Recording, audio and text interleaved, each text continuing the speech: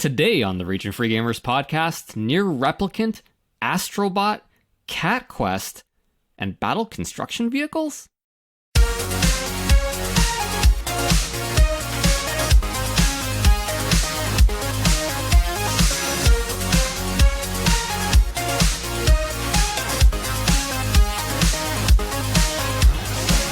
Hello everyone, welcome to the Region Free Gamers podcast, the podcast fluent in gaming. My name is Paul Romalo, and with me today, out of the state with all the scholars, Mr. Arnaldo Perez. It's fucking miserable here right now. It's like the beginning of summer. It's like 47 degrees out. It's rain. It looks like Silent Hill out of my window right here. I think it's karmic retribution for being so good at sports as a collective area of the country. All right, whatever. And the lady with the wild heart that never dies, Kelly Branford. Good morning, guys. I'm running on an hour's sleep and doing well today. There we go. That's prime podcasting hours. I made that joke last night. I was like, you can't sleep through your alarm if you don't sleep. Yeah. Well, yeah. That became reality. So. And special guest here for the second time, the Thunder from Down Under, Luke of Luke Likes Games. How's it going, buddy? I like that you've used the same intro as last time. I still remember. Oh my god, are you serious? I actually thought I was using a different one. Because Kelly and I talked about this before the show. Today I was going to call you the Australian Adonis. And it was Arnie. It was Arnie who suggested Thunder from Down Under. And I'm like, yeah, that's a good idea. No, that sounds 100% true because I am creatively bankrupt enough to not evolve at all in 2 years comedically. Yeah, no, hey, it's still good even 2 years later. So yeah, happy to be here. Thank you. God damn, man. A couple of years. I couldn't ask him to return any sooner because I just needed him to make sure that he had completely forgotten his last visit with us. Otherwise, I wouldn't be able to sucker him back in here. Fool me once. So how's it going, man? I saw you were in Melbourne recently, meeting up with some more IG people. Yeah. So yeah, went over for about a week and had a ball. It was very cold. Very, very cold, because I'm from a part of Australia where it doesn't get that cold. Oh. I know you're all probably in the freezing temperatures as well, but I was whinging for about a week straight about it being too cold. But yeah, it was good to see everyone. Got to see a bunch of friends that I had met before and a few new ones as well. So it was really nice. Awesome. Yeah. How cold is too cold? I need to like measure the amount of ridicule I'm throwing at you. So the problem is I'm going to have to give them to you in Celsius. No, dude, give me Celsius. I'm Canadian. These two can go whatever. I don't care about them. Yeah, I wanted to make a correction to my earlier statement. When I said it was cold outside, it was actually 8.3 degrees outside. Celsius? Yes. Oh. There we go. That's freezing. That's like, I'm dying. That's like a fall day, basically. Oh no! I've never worn a scarf in my life until I went to Melbourne last week. Okay, if that gives you any inclination. I think the coldest day, the max was around 9 degrees, and I was like, "This sucks," and I hate it. Dude, but a scarf is such a great fashion accessory. Look, I've been to Canada once, and I purposely went right in the middle of the summer because I knew I would not survive any other time. I think Luke is like me. Like in Puerto Rico, it's the general temperature is like 29 degrees Celsius. Yeah. The good stuff. All the way up to like 35 or some insane number like that. Yeah. But here, it's like it'll get down to the negatives probably in the winter. Yeah. Yeah, like I as soon as it hits like anything under 10, I'm dying. Please send help. Like I just cannot deal with it. I was like, because we went and stayed with my partner, Nikki, and her mum is a Melbourne woman through and through. She's been there her whole life, and I am indoors in their house. Like they've got the heater on it, and I've still got like t-shirt, jumper, jacket, pants, socks, another pair of socks. and then shoes on because my feet were still cold. Beanie, scarf, or the whole lot indoors. And she was like, who are you? I'm like, this is not a good way to meet the in-laws. But anyway, it's fine. We survived. Oh, man. I want to live in a warm climate just so I can, like, touch my wife. Because right now, it's almost always so cold here that my hands are just constantly freezing. And when I like reach for her for a tender touch, she recoils. And it's really unfortunate because, like, I think Christy loves me, but when it comes time to actually, like, you know, gently touch her face as I lean in to kiss her, it's like she's looking at a horror movie or something, man. Oh my god. You see, it's the exact opposite here in Arizona. My husband is a, like, ball of heat. So it's like, go away. You're just going to make me way too hot. Oh, Lord. Yeah, I've been through both. I prefer cold, generally. I could just always put more stuff on. If it's too hot, it's so miserable. Oh, dude. You can only take so much off, right? Also, I must have, like, at least a couple of scars from being in, like, Puerto Rico on, like, some blistering hot day, getting in my car and the seatbelt buckle just burning, like, dude, some part of my body. The worst. I know. You almost have to wear gloves when you get into your car in the summer. It's the worst. I remember, I should know some Celsius conversion. I'm just an idiot, but I remember because so here in the States, like, central AC is, like, the standard. Sure, yeah. But in Puerto Rico, we always had units. You had, like, an AC unit in each individual room, which I thought was great because then I could have it as freezing as I want and nobody else has to complain at me. Yeah. But for some reason, the temperature on the remote was set to Celsius, and I could never figure out how to, like, change it back. So I would get home after a long day, and I'd be like, oh, it's like 33 in this room. I need to turn this down immediately. Yeah, man. People are like, what are you talking about? I'm like, you don't understand. I like to keep it a cool 18 degrees in here at all times. 18 degrees. Oh, my Lord. Yeah, man, I have the same issue with Fahrenheit. If I go to a hotel or something and the AC is in Fahrenheit, I'm like, what do I do? I don't know what to know what to set it to. If only we had some kind of portable technology with which we could look up information in an instant and make these conversions. But I mean, I don't know. I don't know what that's all about. That's a sign of weakness. Maybe someday. That's like asking for directions. You don't do it. Yeah, exactly. You just power through.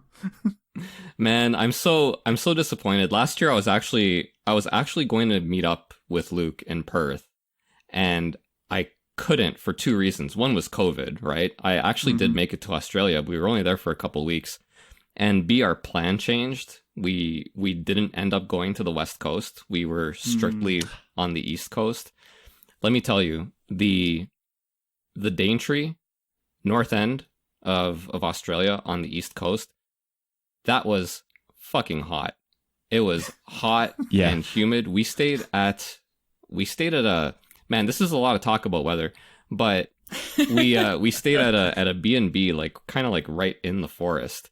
And it was like 38 degrees with like 500% humidity, no AC. Yeah. Oh my God. Yeah. I could not Yeah, it deal. gets real humid up there, up in Queensland, yeah. So so next time I'm in Australia, because we'll be back next year, because we had to come home because of COVID last year. So we're already planning what Christy and I are calling the Australia Revenge Tour 2022. Yeah. And so Luke, where am I going? Where am I going? If you had to pick a place for me to visit, and I think Go see we're the gonna. Quokkas. Pardon? Go see the Quokkas. The Quokkas, yeah. That was going to be my suggestion. That's for international friends. Whenever they're like, "Where should we go?" I'm always like, "Come to Perth and head off the coast. You just catch a ferry. It's like 20 minutes, and go to Rottnest Island." Yeah. That's where the Quokkas live. Yeah. They are super cute. They're like smiley little. They look like big rodents. Yeah, really. But they are gorgeous and so friendly and so photogenic. And yeah, you'll love it. It's like genuinely like. I mean, I've traveled a lot myself, but like still Rottnest Island is like my favorite place in the world. It's just magic. It has a delightful name. Yeah, rot nest, rat's nest. Yeah, that's where that's where it comes delightful from. The quackers. in the accent. If I were to say it, it would sound horrendous. Yeah. Rot nest. Yeah. Man, that's Yeah, no, it's beautiful. In the summer as well. I mean, it does get warm, but you just spend your day on the beach, just go snorkeling. And there's no cars on the island. So the island, I think it's around 18 or 20 kilometers to walk around. It's like a decent little island. Yeah. But there's no cars. You can catch a bus, but most people hire or bring push bikes and cycle around it. It's the best. You just like throw your snorkel in your backpack, water, snacks, and off you go on your day trip. And it's just damn. magic. Okay, I'm glad I asked. Yeah. I didn't know didn't know what to expect when I asked, and that actually, I don't know. It might have been something that we'd already heard of, but I had not heard of this at all. And oh man, I'll send you some photos later. Yeah, please. Because we definitely, I wouldn't mind hitting the West Coast because we've already kind of been most of the way down the East Coast, even though we had to leave. Yeah. So it might be a good idea to fly into Perth and then maybe from there, like go to Alice Springs and then from there go to Sydney or what have you, somewhere on the East that we haven't been to yet. I mean, those, are you talking about flying or driving? Flying, yeah. Okay, yeah. I was like, that's a big no. Yeah. A lot of people think that Australia is tiny, but like it's like quite comparative to like the United States in size, except it's just very empty. We thought about and I know we're getting a little bit too deep into the weeds here, but we actually thought about driving from Cairns to Alice Springs and then from Alice Springs to like Sydney, and we're like, yeah, it'll be a road trip. And then we actually looked at the amount of time we'd spend driving, and it's like this isn't really a vacation. It's like a week. Yeah. But yeah, no, if you need any more travel tips, let me know. I've traveled quite a bit around this country and I love it. So yeah, nice. Always happy to chat about traveling Australia. Hit me up anytime. I'll right on. Cool, man. Well, I mean, we're gonna get into the games here because we do have to eventually do that. It is a video game podcast. But before we do, I just want to say thanks to all our patrons. If you're interested in donating to the show, you just go to patreon.com/regionfreegamers. And everyone who's just listening for the fun of it, we really appreciate all of you. And of course, we'd appreciate you even more if you kindly leave us a review. 5 stars, please.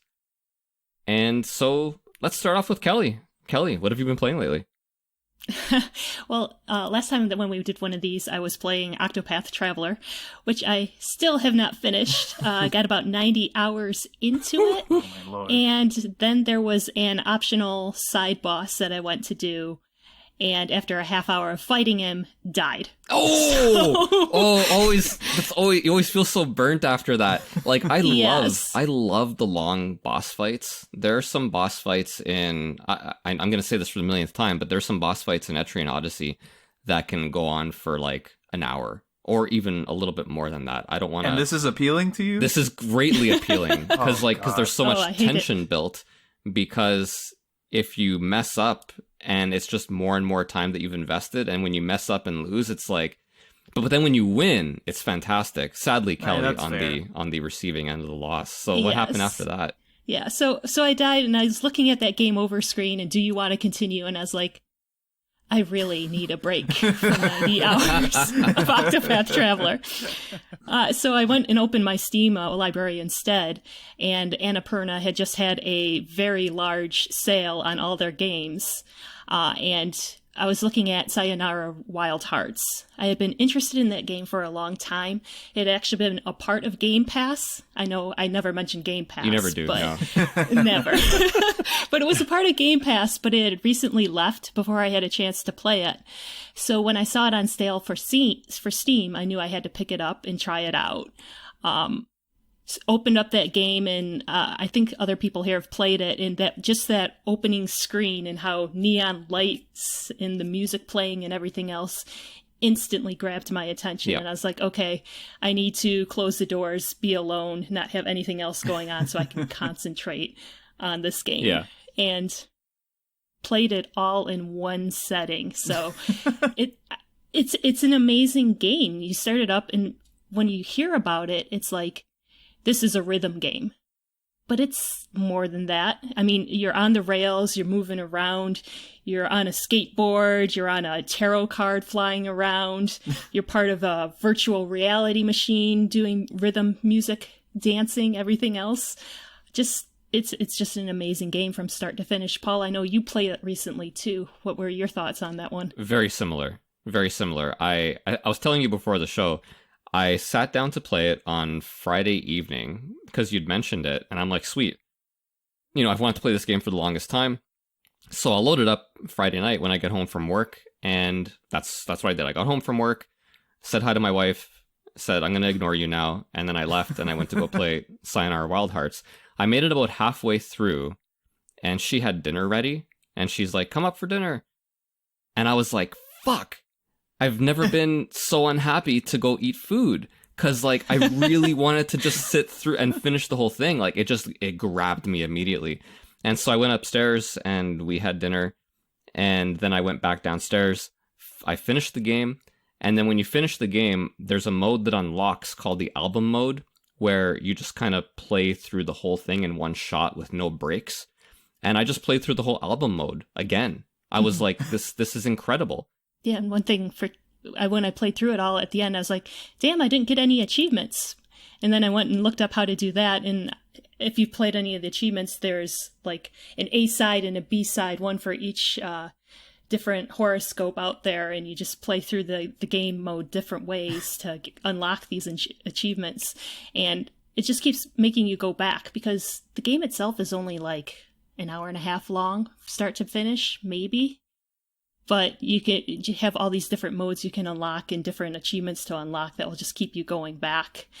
And the game itself is almost like a music album. So you can just start it in and play through it, and it's just like playing your favorite record or playing your favorite CD or MP3 nowadays. So yeah. Luke, that's how I've always thought of it. So I have played it as well, and I always thought of it less as a game, more as like an interactive visual album. Yes. But yeah, it is phenomenal. It's so much fun. Total surprise, and the music's so good. So dude, I've been humming it for days now. Yeah. It's just phenomenal. Breakneck speed. Which I like. And also I'm like a really time poor person, so I really value like these shorter experiences as well. And this was just perfect for that. Just sit down, knock it out, and just have an absolute blast, like nonstop. There's no slow bits. It's all go. Yeah. And it really respects you as well. If you're having a difficult time with one of the sections, it'll say, hey, do you want to skip this section for now and move on? Oh, see, that's for me, I was more like, to me. It's disrespectful. Well, for me, I was like, hell no, I want to play this Exactly. too, and I want to see it through. But I can see how for some people, if they have a real problem with a certain section of the game, at least they can move on and finish it, because it's more about the experience itself than just the difficulty of a certain piece of a level. Yeah, totally. I agree. Yeah. In most games, Arnie, I would agree with you. It's disrespectful, but the way this game is set up, I can see why they offer it. You know what I mean? Because look, if you're playing Rygar for the PS2, Oh my god. I'm sorry, Rygar is not the emotional experience that Sayonara Wild Hearts is. Let's not mince words here, right? Sayonara Wild Hearts, by the end, I mean, look, through the whole thing, I had a gigantic smile on my face. But by the end, it's affecting, man. Like, it's affecting in a way, and this is going to sound completely ridiculous, but it's affecting in a way that's similar to Tetris Effect. Tetris Effect, I played it, and I remember Ozzy saying, it's a very emotional game, and I'm like, come on, man, it's fucking Tetris blocks. Are you kidding me? And then afterwards, Arnie, you're the one who said it. We are all Tetris. We are all Tetris, right? Like that's kind of what the game implies. We're all playing together. We're all one world. And by the end, I'm like, oh my God, this game has made me so happy. And I haven't played anything like that specifically until Sayonara Wild Hearts. Because by the end of Sayonara Wild Hearts, that last level and then the ending, it is, I don't even really have words to describe it. Like, I almost had my room got a little bit dusty. I was like wiping my eye. I'm like, man, what the fuck is wrong in here? I should clean more, because my eyes were just like, I had to keep wiping. And that's kind of what the game does. It's shocking.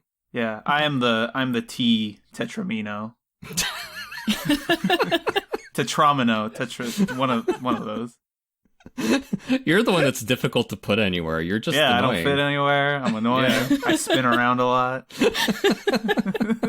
No, but it sounds like something I would really enjoy playing. Actually, I'm kind of pissed now because I have to go buy it. But I will say, to your counterpoint, Rygar is also an emotional experience. People just assume emotional with positive emotions, but anger is an emotion. Frustration is an emotion. You're making a good point. Yeah, as long as it makes you feel, then it doesn't really matter what that feeling is. Exactly. Well, Sayonara Wild Hearts made me feel good. And very simple story, and I think it's left up to interpretation as well, what actually happens in the story. So I think depending on your mood and your mindset, it will affect each person a different way. Yeah. But I think it will affect everyone in a positive way for sure. I'll say this, the art style looks gorgeous. Like, whenever I look at it, my eye is just, like, immediately drawn to it. And it's so smooth and graceful. The way the characters move, they do a lot of ballet movement, but it all works in context. And the way they move, it's such a delight to look at. You know, it's not anything that I've ever really seen in a game before.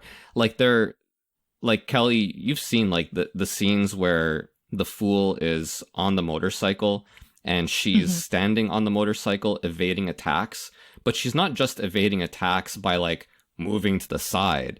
She's, like, doing all these dance moves in order to evade it's so cool, man. God. Ballet, yeah. It's almost ballet on top of a motorcycle. Well, yeah. And when she's the motorcycle, in my opinion, is just the best. It, like, as soon as she hits that motorcycle, I'm like, oh yeah. And whenever she grabs a big heart and she does that kind of, like, thing where she jumps off the motorcycle and twirls through the air, every time you grab the big heart, there's so many little touches like that, so many visual flourishes. It's such a pleasure to look at. Oh, yeah. And I'd have to say my favorite level was probably Parallel Worlds. Oh, man. Where there's the two girls snapping back and forth. Yeah. And the entire level just changes as they're snapping. So you have to just kind of, you can't really be in the moment. You have to think ahead a little bit to just keep going through that level. And that level was just peak for me. Oh man, I'm so glad they slowed that one down, because most of the game, like Luke said, it's just breakneck speed, right? Yeah. Which is, you know, it's so much fun for that reason, because there's just so much visual stimulus hitting you. But I'm so glad for Parallel Worlds that they slowed it down, because I was like, oh man, I can't imagine doing this at the speed that the game was running before. Luke, did you have any particular favorite levels? Look, I played this like 2 years ago, so my memory of this is quite vague. But so I couldn't name one. But I mean, you guys just talking it up again, I'm like, man, I'm ready for round two. Yeah. So I'll be back next week to And then, of course, last thing I have to mention is the fact that for your voiceover, you have Queen Latifah doing the voiceover for this game. Yeah. Come on now. I know it. First of all, it works. Because she has kind of like this, I guess I don't know if she would have had this same kind of voice when she was younger, but at the age she is at now, she has this almost motherly feel to her voice. And when she's narrating the game in that motherly voice, it works really well thematically, because it's a game about love and so on. And yeah, it works really well. The developers were hilarious, because they were developing this game. I think it took 4 years, and it was about halfway through that they sent Annapurna a build of the, what was it? The fourth level, the boss fight with the dancing devils. They sent Annapurna a build of that one, and Annapurna was like, sweet, we're going to publish this for you. You know, is there anything you guys want? Like, I know you want a narrator for the game. And the developer was like, yeah, I think, and he was just joking. He's like, I don't know, Queen Latifah. And he wasn't expecting, to actually get Queen Latifah in the game. And then Annapurna emails him, and they're like, "Yeah, Queen's on. She's good with this. She's ready to record tomorrow." And they were like, "What? I mean, if someone would have sent me that game, I would have been like, "Hell yeah, I'll narrate it. That looks amazing." Yeah, I mean, for us, sure. I have to assume she has better things to do, but not really, because this game's amazing. She had nothing better to do, as far as I'm concerned. Mhm. Queen Latifah's got taste. She really does, man. Like this is the game you want to get involved in, and the presentation. I'm really glad that this game just got made. Period. That there were a couple of Swedish fellows who just wanted to make something really different. Man, I think it's a triumph. Yeah, and it's nice that it's got the recognition that it deserves as well. Like it's got the fanfare and it's got the players, which like a lot of others sort of fly under the radar. But it's done quite well for itself. Yeah, which is good for them because it's always nice. Yeah, they named it. I mean, they named it. They actually used like the Final Fantasy naming convention, where they called it Sayonara Wild Hearts because they're like, this game is weird. We don't know if this is going to be our last game. So. Yeah, Sayonara Wild Hearts. So I should expect Sayonara Wild Hearts 15 like 10 years from now? No. More like 25, but yeah. And don't forget Sayonara Wild Hearts 13-4. Oh, right, of course. Yeah, if we're going by the Final Fantasy naming conventions. Exactly. No, my understanding is that this is a one-off, and I think it should be. As it should, yeah. I feel like a lot of creators tend to hold on to their very successful franchises for too long these days, whether it be like TV or movie or a video game. Yeah. So I enjoy a nice encapsulated experience that I can play from start to finish, and I feel like I got everything that I was supposed to get out of it without having to dig around for every minute sort of release that's ever come out for something. Yeah. Yeah. No, dude, I couldn't agree more. Kelly, what else have you got on your plate? Well, after I finished Sayonara Wild Hearts, I took a look at Octopath Traveler and I said, not yet. No, not going back to that yet.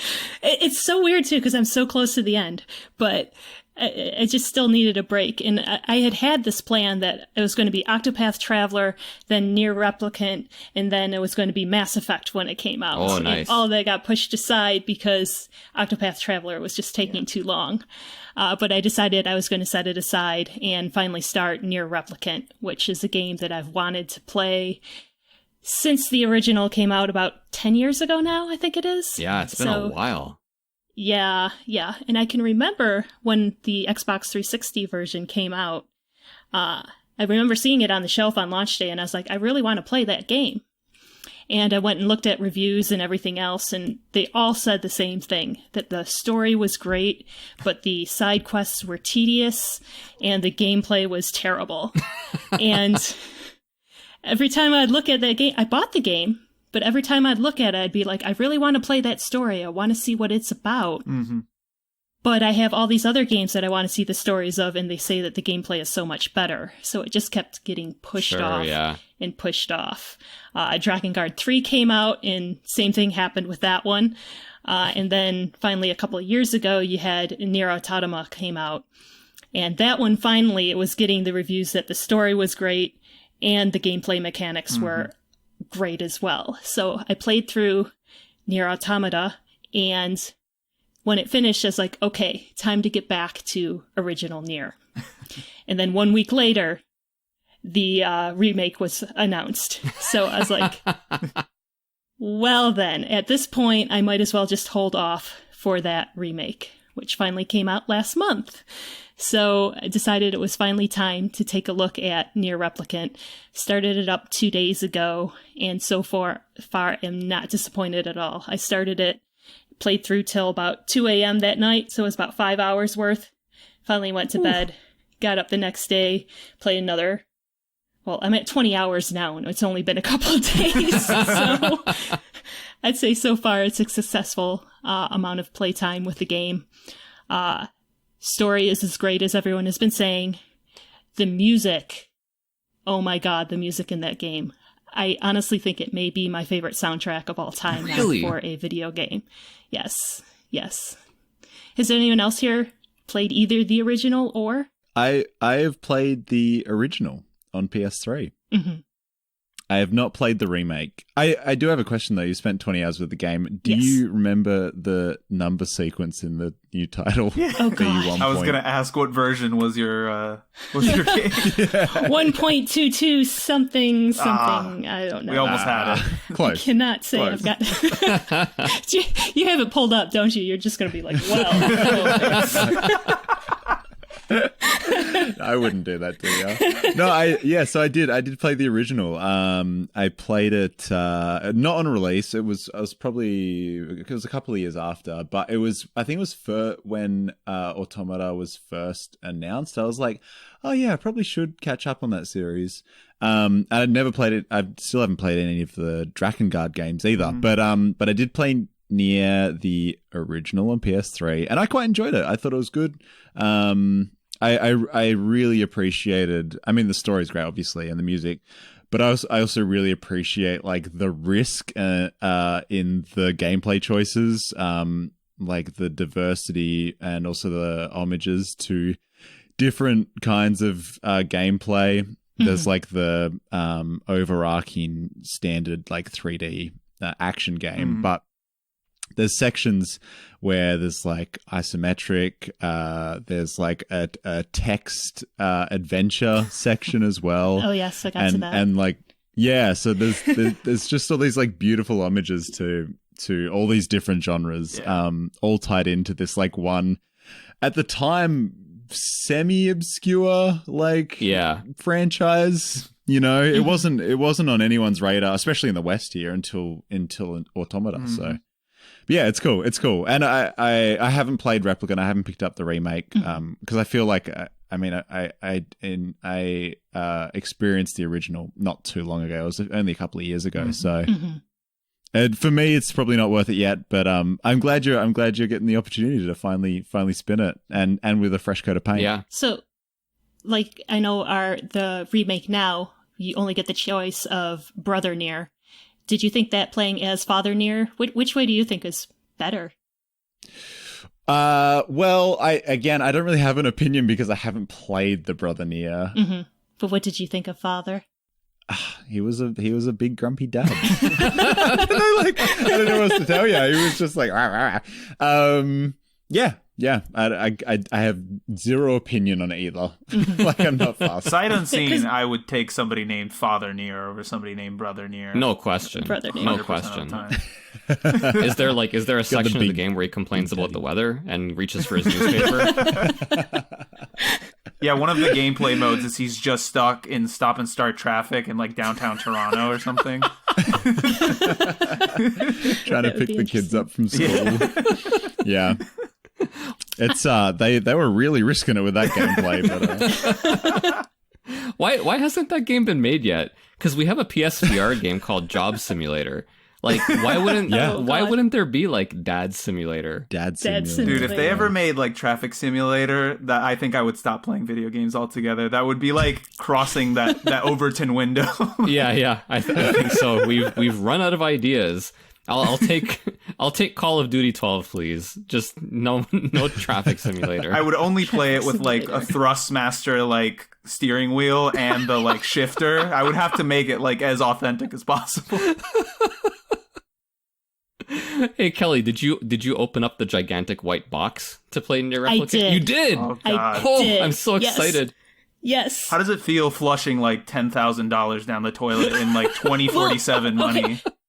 Whenever I buy anything, I don't intend to keep it sealed. Yeah. That is never the intention. Of course, but when I finally get around to playing a game 5-10 years later, and you look at the price of a new one, and it's $800, and then you look at the price of a complete box one, and it's $100. Yeah. It's like, am I really going to open this for $700 loss, or do I just buy another complete box copy somewhere and keep this one sealed. I can't wait until we're grading collector's editions and there's giant acrylic, like, fucking cases everywhere.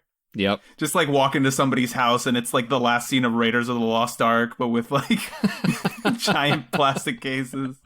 I'm going to say, Kelly, I'm very jealous you got the white box edition because we didn't get that opportunity here in Australia. Damn. They didn't sell it at retail here, and it was I think it was an online, like a Square Enix online store exclusive. Yeah. And neither the US nor the European store would ship to us. So it's such a bummer. No Aussies got it, yeah. But it does look beautiful. It I've is. seen some gorgeous photos of friends getting it, and it's a beautiful edition. So kudos for adding that to your collection. Yeah, it was very heavy too. When I remember when the box came and was outside my door and I picked it up, I was like, holy, this actually has some heft to it. And it's because of the books inside and there was a steelbook soundtrack and the pins themselves. The pins are, I don't know if you could put them on anything because they're just so heavy. I feel like they'd rip through any fabric you try to put them on. They're like the Daddy Nier version of pins. Yes. They're heavy with emotion. Yes. Yeah. Yep. Right But I'll on. definitely be taking pictures of that collector's edition and Ooh, yes. putting them on Instagram someday when I manage to post there again. All right. Well, let's take a little break here. When we come back, I think we're going to put Luke on the hot seat, not the cold seat, because then he'd leave. Let's do it.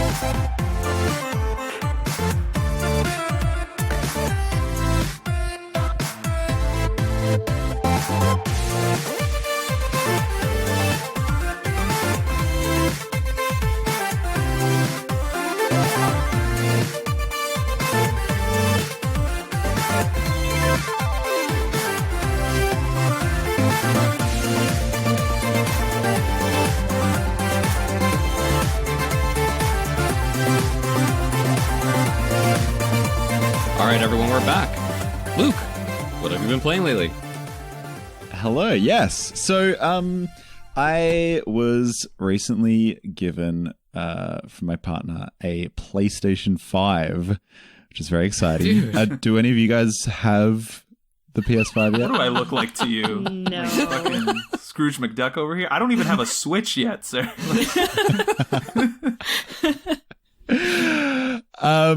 So yeah, there's a game built into the console called Astro's Playroom. It is I think it was 2019. Astrobot Rescue Mission hit the PlayStation VR. This cute little robot fella, Yep. and it's this like wonderful 3D platformer. It feels like Sony's like answer to Mario. Kind of, yeah. Yeah.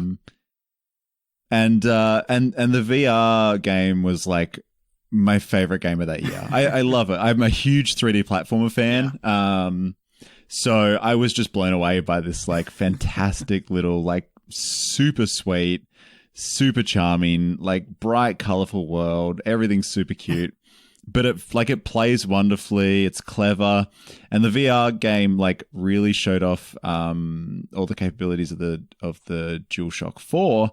And they've just like tripled everything in Astro's Playroom on the PS5. It's sort of like it serves as a tech demo for the DualSense, the new controller, and all that it can do with like the whatever the rumble's called. You can like feel things like in different sides of the controller, but also the adaptive triggers, the touchpad, and they've got a little microphone on it now as well. So. But yeah, it serves as a tech demo for the hardware, but also this like wonderful like fully fledged 3D platformer that is. So the game is set inside like a PS5 console. Like in the hub world, you look up into the sky and you can see like what looks like you're looking. You're in the inside of a console looking out. Yeah. And then it branches off from the hub world into these 4 areas that are all based on different aspects of the PS5's like system. So there's like GPU jungle, Cooling Springs, which is it starts in like a beach setting and then goes into like ice and snow. There's SSD Speedway, really banking in on that fast SSD that they've got in there now. But it's like this like cool futuristic like flying car world, and then it like travels into space. Okay. And then Memory Meadow, which is like this cool dreamy. It's like it feels like it's set in the sky. In the but yeah, and through each, that's exactly right. Yeah, absolutely. So, and then through each of them, you find like there's obviously like hidden collectibles, as it is a 3D platformer. But yeah, there's like they're called artifacts, and they're just literally like 3D models of like consoles, controllers, and also like all the weird attachments and accessories that each generation has had. So you get like the toy, even like the PSP microphone, which I didn't know was like attachable. Yeah, it's full on. It's really, really cool. And then on top of all that, they've also got like references to like they have like little robot, like the little Astro robot mascot. They've got different ones of those dressed up as like different game characters. So you'll like bump into like a little robot version of Aloy from Horizon Zero Dawn, or you'll like bump into like even third-party games as well. Like I saw Dante from Devil May Cry in there. Oh, nice. Yeah, so there's like it's just an absolute treat. I had a smile on my face the whole time. It's really short, like it's probably like 3 hours long. But super, super, super fun. 3 hours sounds actually ideal. It really does. Yeah. I don't need these games to be super long. And God, it's so funny you mentioned the iToy, because when you said that you collect artifacts and they're little, controllers and consoles, the first thing that popped into my head was, I bet they're not going to have the iToy in there. Because why would they have the iToy? Why would they have something that they didn't really support? But yeah. Well, is there anything Vita in there? Yeah. Absolutely. Oh, God. Yeah. No, the Vita's in there. Absolutely, 100%. Yeah. Yeah. It's super cool. It's just there for a few seconds when you put it in a trash can and light it on fire. Yeah. Oh my it's like, God. 6 months later, it's like, never mind. It's so upsetting. I love the Vita so I do much. too, but Sony that did really not. hurts. Yeah, they did not. No, but yeah, they loved it enough, I guess, to include it in this game. So that was nice. Ooh, did they have any overpriced Vita memory cards? Not that I've found yet. Damn. Not that I've found yet. It would have been so They good probably, if a Vita memory card popped up as an artifact and then Astro like emptied his pockets and had to put it back because he couldn't afford it. Yeah.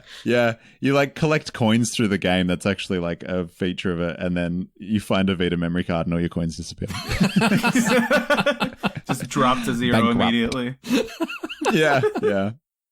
But yeah, also like I was just quite amazed by again like the breadth of the references, not only in the consoles and the accessories, but also like there was like references to like think like Loco Roco, Oh my Wow. like Fat Princess, Hell Wow. and stuff like that, like the good stuff. Yeah. So Yes.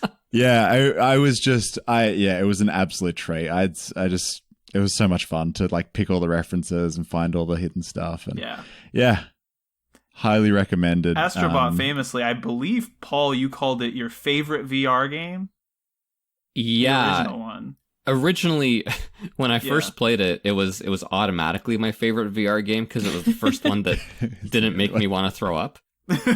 Yeah. But then I got into it, and so good. Astrobot VR was an absolute delight. And I kind of worried a little bit that they were, I don't want to say diluting the brand, but like I felt like a little bit of concern that they were putting him in a game that wasn't VR, since that kind of feels like his native platform for because that's where he that's where he grew up before our eyes. That's where he was born. Yeah. Yeah. But the Astro's Playroom actually looks like a very worthy successor. I wouldn't. Yeah. From what I can see, and correct me if I'm wrong, but like I would, from the outside looking in, it looks almost more like an interactive museum than a like challenging 3D platformer. It doesn't look particularly, like a Mario 64 would or what have you, right? Where there's a lot of, I think what it wants to do is encourage you to kind of experienced the PlayStation's history and all that kind of stuff. Am I off base here? It's a nice mix of both. So, I mean, there is a literal like museum area where you can walk through and interact with all the artifacts, the consoles and the accessories and all that you've collected and found. The levels themselves are like fully fledged, 3D platforming. They are quite linear, and they're not too difficult. Like, it's clearly made with, the kids in mind as well. Yeah. But yeah, it's got a nice mix of both. Yeah. Yep. I'm hoping this is PlayStation's slow, gradual approach to eventually just giving us a standalone Astrobot game. Oh, please. Because they were like, all right, we'll put it in this VR thing. The people like this. Okay, well, then now we'll put it'll be the pack-in game for the console. Oh, people really like that. Oh, maybe we could actually make money off this one day. Yeah. Well, it's the only so. property that, I mean, Japan Studio just completely shut down in February. Yeah. So sad. And the Asobi team is the only team that actually stuck around, the Astro's Playroom team. That's the only one that Sony now is kind of going first party because they love Astrobot so much. Yeah. As they Which should. is so sad. I love Japan Studio. Dude. Like, I know. It hurts. Very much so. But I'm happy that Astrobot's still around because it's one of my favorites. Yeah. It's a real shame. I can understand why. It's just that they can't all be hits, man. They can't all sell 5 million, and you need your Gravity Rushes. You need your Eco and Shadow of the Colossus. Like, you need those games to flesh out your lineup. I'm a little bit worried about that, that they just don't see the value in it because those games aren't huge sellers. They give your system cachet, and that's important too. Mm-hmm. Yeah, absolutely. 100%. Yeah, definitely agree. But Astrobot will get his own game. It'll sell 20 million copies, and then we'll all be fine. It'll be great. Yeah, what they need is Astrobot to enter the turnip trade, and that will guarantee the millions and millions of copies sold. There you go. PlayStation All-Stars Battle Royale 2 starring Astrobot. Here we go. Which by the way, I really actually want that game. They should have really stuck with that for more than 10 seconds. Yeah. They could have the Bloodborne guy in there now. They could have Aloy in there now. Like, they've got some stuff they could do. Yeah, absolutely. But anyway, now we're just wishing for games that that are never going to exist, unfortunately. Yeah. Man. So I'm glad it's a pack-in game. It feels like we've moved away from pack-in games. Yeah. And like that's I don't know, that's kind of the feeling that I get. I'm really happy. And you said it's just built into the system, eh? Yeah, it's there ready to go as soon as you boot it up. Yeah. Nice. That's pretty sweet. I'm also ecstatic that it was your girlfriend who got you the PS5. Because my wife Christy was listening to the most recent episode that we put out yesterday, in which Anthony talks about the arcade machine, the At Games arcade machine that his wife got him. And Jay, our guest, was talking about how his wife, plays the games with him co-op. And so Christy comes up to me yesterday and she's like, okay, these episodes, what am I, just the world's shittiest wife now? Oh, no. And now we're going to put this one out. And, Now I feel bad. No, don't. This is great. This is what we call leverage that he's building up to. It was like, look at this ultra rare Super Robot Wars game. If only somebody would get this for me. I can't do that though, and my tastes, unfortunately, are so specific. Eclectic. That she eclectic. Yeah, that's actually the proper word. That she has a hard time, shopping for me. I don't blame her. She's fantastic. I love her. It doesn't. I don't need an arcade machine, but I would really like one. Yeah, my husband's given up shopping for me. His gift to me is that he just stays out of the way when I buy stuff. So it's like, hey, another big package arrived that's from Square Enix. There you Cool. Cool. Have fun. Yeah, I tell anybody, like my family, my friend, I'm like, give me a gift card or a cash or something. I'll buy something and then I'll give it to you and you can hand it to me and I'll be surprised. I'll be like, oh, you shouldn't have. It's exactly what I wanted. How did you know? Yeah. All right, man. What else you got on your plate there?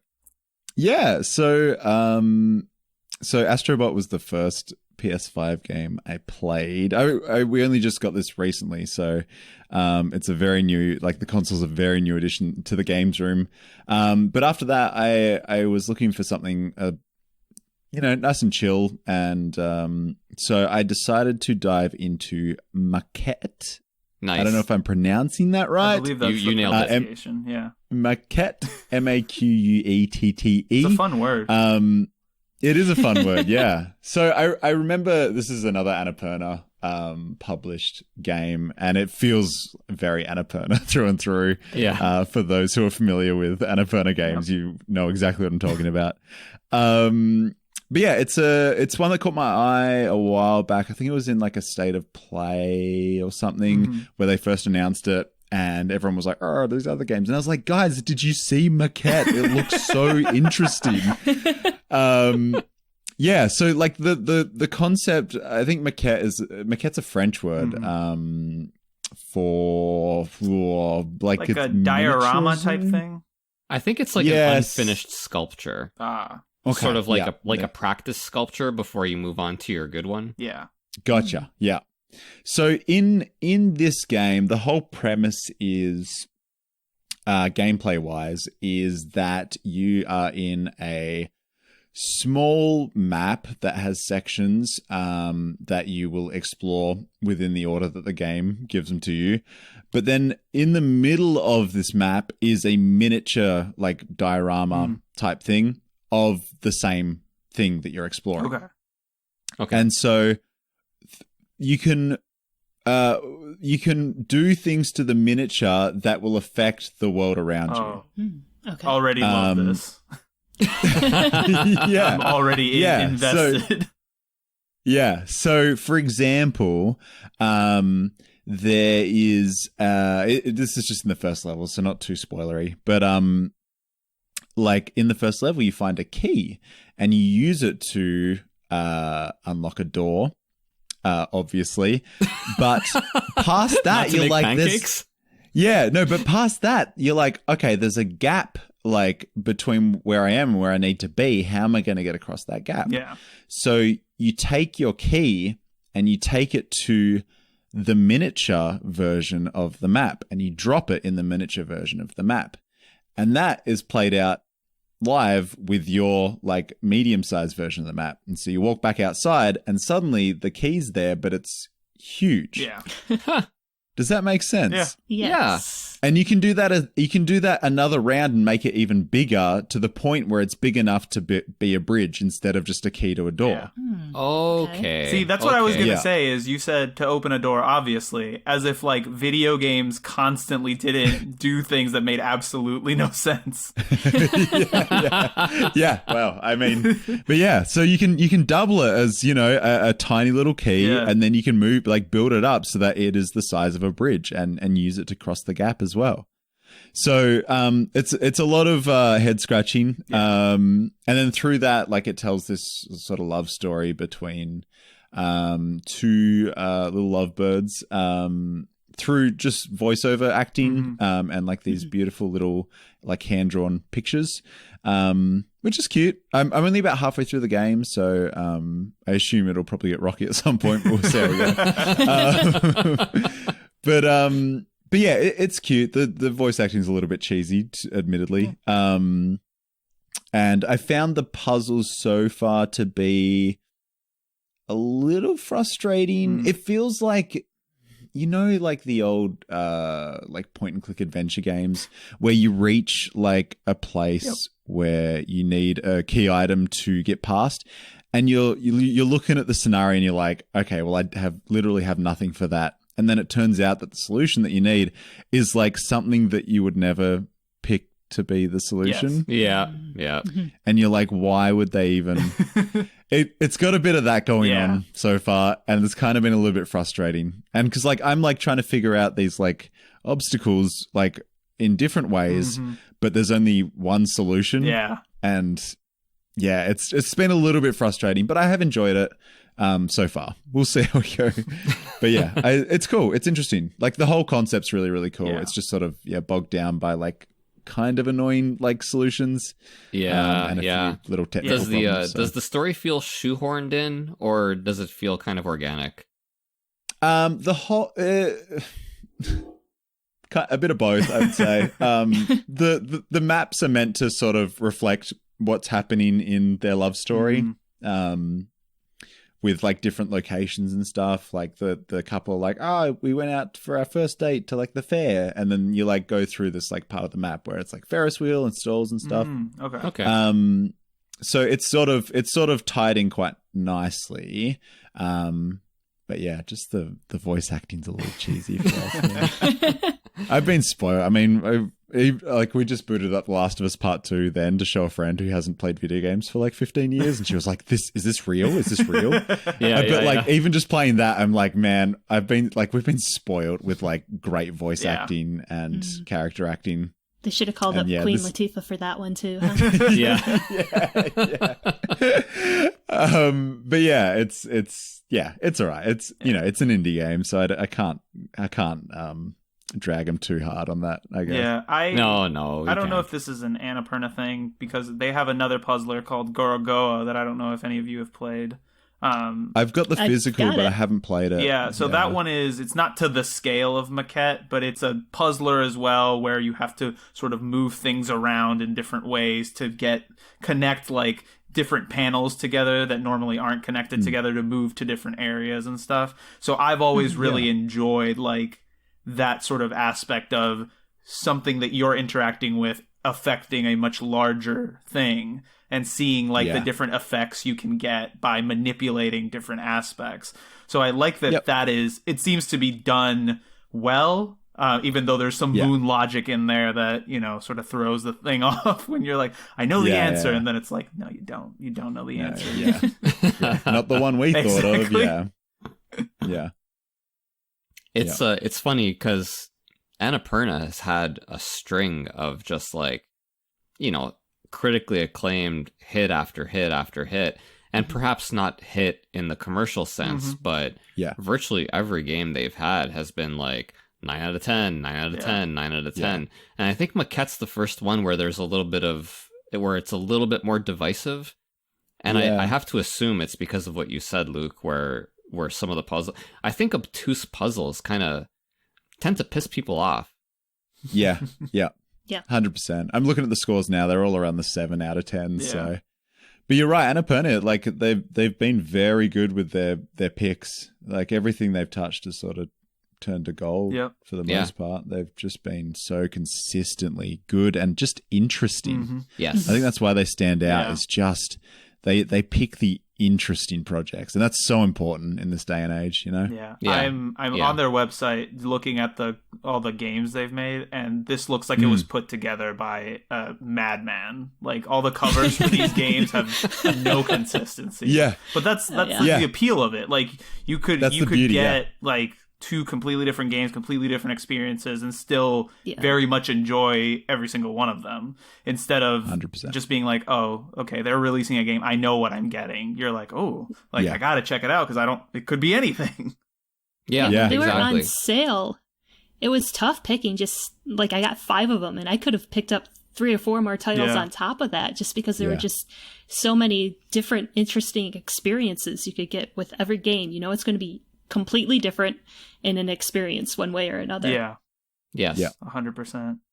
We kind of overuse that word a little bit with them, experience, but there's no better word. Like that's kind of what the games are. Like Kelly, I know you played Edith Finch recently. Yes. And Luke's played it as well, I think. I have as well. So much. Such a good game. Yeah, I mean, like, what do you? It's not even like a game per se, right? Like not in the conventional sense. No, it's a story. It's it's a narrative that you have to sort of carry on yourself by pushing forward. But from that to something like Flower, where it's even more broken down, where it's like you're just petals moving in the wind, like Yeah. But both of them very different. Both of them still deliver some emotional, satisfaction. At least in my case, when I played both of them, I was like, wow, this is really interesting. But not something like if I sat you down and I was like, all right, so that you play as the wind. And you pick up flower petals. Like you would think I'm insane, but then if you play it, you're like, oh, I kind of get it. It's an excellent little experience. Yeah, yeah, really good. Have you guys played Florence? I'm just looking through that list again. I haven't, but I've Florence? seen people talk about it and play it, and another one that I'm like, yeah, it's just like this nice little contained story that's like like an hour maybe. It's I think it's less. Yeah, I think it's like 20 or 30 minutes. Yeah. It's really short, but really, really beautiful. Yeah. And it's I think it's based in Melbourne. I think it was made in Melbourne. Yeah. And then you got something like Watam, which I've wanted to play forever now, which is completely insane. Because that's the one that was made by the Katamari Damacy guy. Yeah. So there's no consistency here. You throw a dart and you're gonna get a different game every time. Yeah, and they're all good. They're all good. Even Telling Lies was I don't know if any of you have played that, but it's like a FMV game where you've got to like scroll through a bunch of like recordings and try and put together the story. And even it's not my favorite game in the world, but it's just so interesting. Yeah. Interesting. Mm-hmm. Anyway, sorry, let's move on. No. Sounds like Her Story. I don't know if you have it.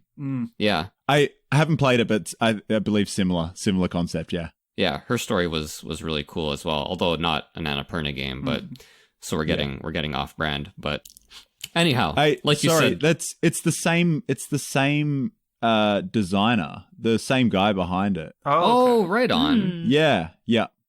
Well, now I'm more excited for Telling Lies, because I do plan on getting it, and I didn't realize that it was the same guy who did Her Story. Yeah. Oh, that's director and writer. Yeah. Nice. All right. Good. I've learned something today, and I've become a little bit more excited. All right, guys. Let's take another break here, and when we come back, Arnie's gonna tell us about what he's been playing.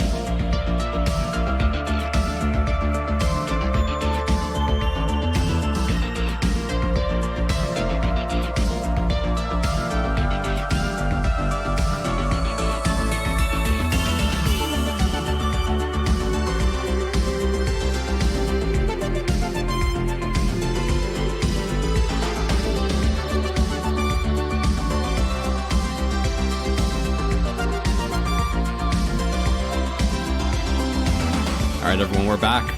Arnie, what have you been playing? As I am wont to do on these, I always have a couple of quick hits I hit up top just to name. But actually, I went to this barcade. I went out for the first time in like a year and a half or something. And of course, I went to a barcade. Nice. Actually, my girlfriend was like, we should go here. And I was like, sure. Absolutely. And so we went out and we played, I don't know if anybody's played this, but it was Spiderman, the video game, the arcade game. Whoa, I haven't heard of this. It's like this beat 'em up that stars, like, I love old arcade games where you could tell there was either like some licensing issue or like the culture was just so different, because the 4 characters in this game are Spider-Man, Black Cat, Hawkeye, and Namor the Submariner. And so we beat the whole game. It took us like an hour. You have to literally, this was the epitome of like the arcade beat 'em up too, because it was one of those where like there's 4 stages, and so at the fourth and final stage you fight Doctor Doom. Yeah. And then you kill Doctor Doom, and then he was like, it was just one of my robot doubles. And there's like a whole extra content's worth of stage after that, where then you fight like 3 of the bosses you'd previously fought, and then you fight Doctor Doom again in like a vehicle, and then he emerges again to fight him for the 3rd time. And then you finally beat the game. Jeez, man. And it really started off, it was such an odyssey, because we started off, we were both so excited, we'd gotten drinks, we were like, oh, this is great. And by like I want to say the 45-minute mark after we had beaten Dr. Doom the second time and it still wasn't over. My girlfriend was like, fuck, like, we should leave. And I'm like, we are going to finish. You have to at that point. It's we are sad, in it. but yeah. So that was an experience. And then I've just been playing like stuff on and off. But my first game that I really want to talk about was one I picked up after we did our Vita episode, which was Tearaway. I'd had Tearaway for the longest time. I'd never played it. I finally sat down at Kelly's recommendation and played it, and I really enjoyed it. It's like let's add another cute little platformer to this discussion that we've been having. But it's, again, just like Sony being really good at designing, or not even Sony, the developers being good at designing a game that like really explains all the features of the given console you're in, but does it in like a very entertaining way. Yeah. I can't tell you. First of all, let me ask, besides Kelly, have either of you played it? I've only played the demo of it. So a little tiny bit. I sadly did not. There was this thing that makes me so happy, where the whole story is like there's a tear in the world, and the tear is your face, like you're just God essentially. And so the little tearaway guy is just trying to get to you to give you like a message, and just occasionally like they'll show different angles of the hole, but the hole is always like your front facing camera. So like multiple times throughout this adventure, it would just be like, look at like the amazing like God or whatever, and I'm just like staring through the hole. And I would never get tired of that. I always thought it was incredibly hilarious. And so I'm just like sitting next to my girlfriend this entire time, and she's doing something, and then she'll turn and it'll just be me like making faces at my Vita, looking like a psychopath. But it really added to the experience, I have to say. But all around, just a very solid little platformer. The visual aesthetic of it works really well. The like things you would do by tapping the back of the Vita screen or poking your finger through paper to move obstacles around, like all done very well. It was just a very enjoyable experience from start to finish. And it really does really pokes at your creativity. Like they force you to draw things for people. They force you to like make little crafts. And it was enjoyable for the most part. I don't know if Kelly will have the same opinion, but sometimes when you had to draw like little crafts for people, you had to make sure you didn't connect the lines, because then it would cut through the outlined part. And if they touch, it would just be a bunch of pieces of paper, like if you actually cut actual paper. But my fat fingers for this Vita screen meant that I had to like this one guy wanted me to draw him a mustache, and I must have spent like 10 minutes before I was just like, all right, and just made like a square and was like, here's your mustache. So like, I can't be bothered. That's the thing, I'm terrible at drawing too, so draw this, it's like, close enough, I guess. But the game is like, it doesn't punish you for, it's like, oh, you drew an oval when I wanted like a skyscraper. Okay, sure. Like, but then it does like show the thing in the world, so you have to be cursed with the knowledge of your terrible drawing for however long you're in that world. That's fantastic. Is there ever any part of the game where like the Vita takes a picture of your face?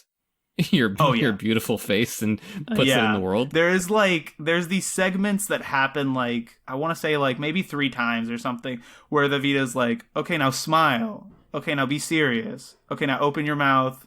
Now close your mouth. And so then what it does is it has like picture frames or like instances where it's like animating your face with like 4 frames of animation.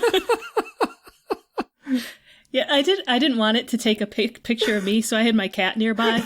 So I just pointed the Vita towards the cat.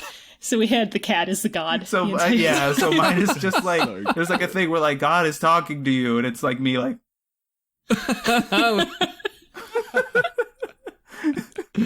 Oh, that's gonna make some lovely mouth noise into the microphone for the listener. Yeah, that gag really would have communicated well for us. This is a Media Molecule release, right? I think Yes. so. Yeah. Yes. Yeah, the Little Big Planet and Dreams now, which is brilliant in its own right. But yeah, those guys are just phenomenal. Yeah. Phenomenal. They really they what they do so well is they commit in every aspect of it. They're like, okay, so the concept is like paper. And so they're like, all right, let's find like 20 different ways we can integrate paper, we can use paper, like different kinds of paper, like, you know, like all your little accessories that you buy are all like little origami or like crafted things that you put on your face. That's the other thing, you can customize your character to look as stupid as you want. Like I think and like the characters that ask you for stuff also ask you for like insane things. Like I think one guy asks you for like eyebrows. There's like this one gag that I thought like I must have been tired, but I thought it was hilarious, where like there's this reindeer and he's like, oh, I want you to like design me like a pattern for my pelt or whatever, so you have to take a picture of something. And I can't remember what I took a picture of, but then his whole model changes where it's just like this pattern that you've taken a picture of. And then when you walk past him, like a few feet after, you run into another reindeer that looks exactly like him, like the same pattern. And then you talk to him and he's like, what can I say? He started a trend. And I was just like, stuff like that is like so stupid and funny. And I was like, this is great. Like, Dude. I'm so happy right now. Yeah, I still wish that Tearaway would have been the initial pack-in game with the PlayStation Vita 100%. versus It would have Little done, Deviants. It would have done a much better job of hooking people. Because in like that same Astrobot sense, and even Little Big Planet, it's like one of these games where it's like the whole aesthetic of it is like for children ostensibly, but once you play it, you're like, oh wow, there's like more to this than initially meets the eye. Especially in Tearaway, it's like so dramatic, where it's like you are to touch the face of God, like you have to like cross over the world barrier. I was like, phrased differently, this would be like a Shin Megami Tensei game. Yeah. I wonder, because it was ported to the PS4 as well. Yeah. I wonder how many of those like Vita features were translated to the PS4 release. Yeah, I don't know if any of you have played the PS4. I haven't. I would assume they could still do the like the poke your finger through thing with just the regular front touchpad, but the tapping part, I don't, because the thing is a button. So if you tap it, you're just clicking the button. So it doesn't feel as satisfying, I would imagine, because when you tap it, it's like there's these little drums that you tap and they bounce you up. And that really does feel like I'm doing, like the motion is transferring from me to the game. Yeah. Also, like, I mean, I guess the PS4 camera could put your face in the sun, but like a lot of people don't have that. So I wonder how that VR. And it's not well. close enough. Like if the PS4 camera like flipped on, it would just take a picture of my entire living room. Like it would dox me like every time. Holy shit, God's got a lot of games, man. What is this? I'd just be like, man, God needs to like get new sweatpants. These have like holes in them. But just a lovely experience from start to finish. Like very few moments I wasn't smiling while playing the game. Nice. How long was it? Yeah. You might know, Kelly. I would clock it at like maybe 15 to like not even more than that. Maybe like 12. Yeah, I was going to say like 10 to 15. That's a little bit more than I expected, but that's not bad. Yeah. I'm probably wrong, and I was probably just bad at it too. Because I'm not a huge platforming guy, but it's so enjoyable. Oh, when your little guy like rolls into a little ball to travel around, like also like something I found super weird. You can't jump for like the first, I want to say like 3 to 4 hours or something. Really? Like jumping is a skill that is acquired. Man, that's so bizarre. It's such a fundamental skill in gaming that when it's not available, it's always very strange. Yeah, my brain broke like for the first like few hours. I was like, I'm hitting the X button. And it's like, no, you can't jump yet. So then the other game I was playing, Cat Quest. A game like, and this was one that like was kind of a shame game where I was like, I don't have anything to play today. Like, what could I possibly play? So I was like, I don't know. I'll go into my digital library of like 120 games on the PS4, of which I've played like 7. Yeah. And find one. And so I picked Cat's Quest, and I was obsessed with it for like 4 days. Wow. Until I finished it. Just a very cute, like, action sort of RPG type game. But everything is cats, and like 100% of the script is just cat puns. Like, this really sounds up your alley.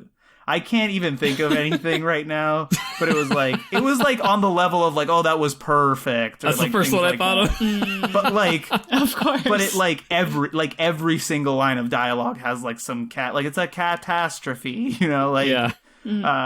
So I loved it. I was like, this is, because that's the kind of writing I would want to be hired on to do. Like, that's like my dream job would be like just all these cat puns everywhere. But it is very like engaging in that.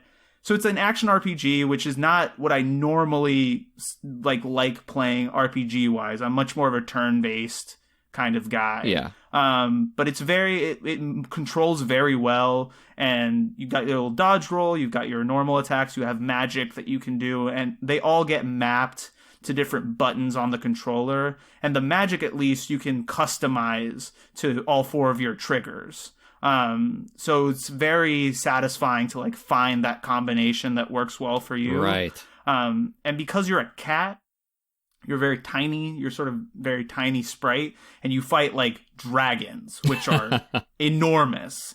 And there's always something very satisfying. It's like the Shadow of the Colossus effect of like this little tiny cat just like demolishing, like screen destroying god dragons. Yeah. So the story is very nice. It's incredibly meta. At one point you run into a dog. There's like one dog in the world, and he's evil because there's like a dog nation. And they're like, the little sprite that follows you around once you finish that quest is like, oh, maybe we'll see them again if this game gets enough downloads and we can afford to make a sequel, Stay tuned. And I think Cat's Quest 2 does take place in like Canine Land or whatever they call it. It does, yeah. I looked it up because I'm like, they have to make a dog quest, like, honestly, right? And then I saw Cat Quest 2 and I was like, more cats. All right. But then, dogs. And the developers are like, and once we move on from Cat Quest 2, assuming it's successful, obviously, then we're gonna look at mice and we're gonna look at bears. We just want to kind of include as many of these animals. Zoo Quest. Yeah. Yeah. But the story is actually pretty good. For what I was expecting it to be. Really? It's like fairly engaging, and like I was like, I want to know more. And I actually platinumed it, so I was like, that's a mark of it, because I have 2 platinums. I have like My Name is Mayo is one, where literally the platinum is just like click this jar of mayo like 10,000 times. And Cat Quest. So that should tell you like my pedigree as far as like platinums go. Yeah. So I was like, oh yeah, I would play this game enough to get the platinum trophy on it. It's not very hard. But it did keep my attention throughout enough to do the platinum. So is it kind of like very, how do I say, like loot based? Is there like a lot of random loot that's kind of propelling you forward? I wouldn't say that. There is like a very dense, not even dense, but just like very extensive like equipment system, where basically I think you have like 4 pieces of equipment. It's like your head, your body, your weapon, and an accessory. I could be misremembering your tail, probably. Yeah, something like that. I wish. No pants though. We can't. Yeah, have pants. No, that's not. That would restrict movement. Like cats are agile, so you can't tie them down like that. And so each one of them like affects your stats differently. And so the stats are like power, magic, and vitality, I think. And so it really lets you, like, do you want to be magic based? Like, do you want to be sort of physically based? Do you want to have a lot of HP and like be a tank? Like, do you want to do a lot of damage and be a little more fragile? So it's nice to like find that balance, and it lets you really explore like how you want to approach the game. So like for me, I generally suck at magic. Like I'm not good at it. I tend to play like more physical characters. So I was like a sword and shield guy most of the way through. A lot of HP, hit really hard. But the magic is actually really good in this game. Like, especially for like the big boss fights, like the dragons and stuff. There's like a few elements, and like you have like each enemy based on the color of because it's one of those where like you hit something and like numbers come up and they're big and good and they make you feel happy. I know, I love those. Yeah. And so like in this one, it's like the weakness of the enemy is dictated by the color of the numbers. So if they're like resistant to something, it'll be one color. If they're neutral, it'll be something. And if they're weak to it, it'll be something else. Right. And all the enemies are adorable. They're like sheep and like, little wyverns and like stuff like that. And then there's all these little towns. Like it's a giant overworld that you walk across as like a giant cat, I would assume. And then you meet people. There's like a whole subquest about finding Sandy Claus, or Santa Cat. Okay. I think his name is like Santa Cat or Santa Claus, but his name is like KLWA, like KLAWS, and that's like Santa's like evil twin or something. Oh, I see. Yeah. So just like Tearaway, like Astrobot, just like very fun, goofy, like cute games that just make you happy. Right on, man. And what was this, like 25 hours or something like that? It must have been something like that. Like no more than 30, I would say. Yeah. Wow, you really cranked your way through that one then. I couldn't put it down. I wasn't expecting it to be so long. Like that's a decent size for a game. Again, like I tend to overestimate like the amount of time I spend on games. Sure, so somebody's probably going to be like, it's actually like 10 or something. It's like 3 hours long. Yeah, but what were you doing? But it felt like 20 hours to me. Yeah.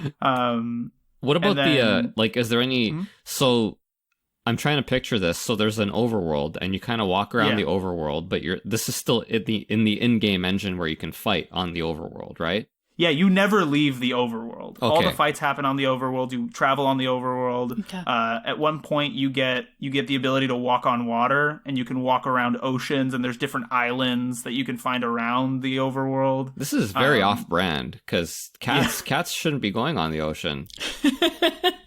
Can only if they don't have to get in the water. If you can walk on water. To walk on the water. It's true. It's true. You're right. I apologize. Eventually, you can fly. Like, there's all wow. sorts of stuff. What about like dungeons? Is there like? Yeah, so that's the other. I lied. You do leave the overworld for one thing, and it's that there's like 100 of these little caves like scattered around the overworld, and that's where you go to like if you're ever on a quest, like they'll send you in there to get an item or fight like a particular boss. And there's these challenge dungeons that are all like Greek numbers, so I couldn't tell you any aside from like alpha and like epsilon or something. Yeah. But you go in there, you fight, and then you clear it. And when you clear it, there's usually like some chest in there with like some equipment of some kind. Okay. And then you come back out. And so throughout the course of playing the game, you essentially go and clear most of them. And then there's like a few that are like bonus that you would finish if you're doing the 100%. And it's just like, it's a very satisfying loop of like going in a dungeon, clearing it out, coming back out, going to the next thing. And the dungeons do that thing where they tell you the recommended level for the dungeon. Nice. So if you're hardcore and cool, you can be like, I don't think so. I'm going to finish this at like this level 40 dungeon at level 37 or something. And if you're lame like me, you over level like 5 levels above what the recommendation is. And then you go in and you feel like a badass because you're like killing everything immediately. Yeah, I can't decide which one I prefer more because I definitely like to be OP in my games.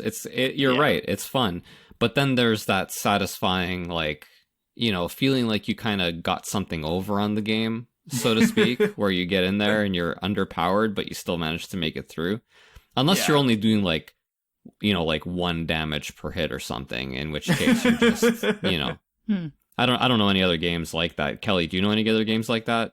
I sure do. Vagrant Story. Oh. There you go. Are the dungeons procedurally generated, Arnie, or? No, I don't believe so. They're all set with like if you exit and come back in, it'll be the same enemies and the same layout. Cool. Yeah, but I think they make up for it in just the amount of dungeons that you go into. Yeah. Okay. Right on. I'm trying to like pin down what gameplay mechanic kept you hooked so badly for 4 days. It was the puns. Yeah, 100%. That's what I was about to say. It was the fucking puns. Like I needed to see what the next like stupid adjective was or something. Was it a perfect game? Yeah, I mean, as close to perfect as you can get.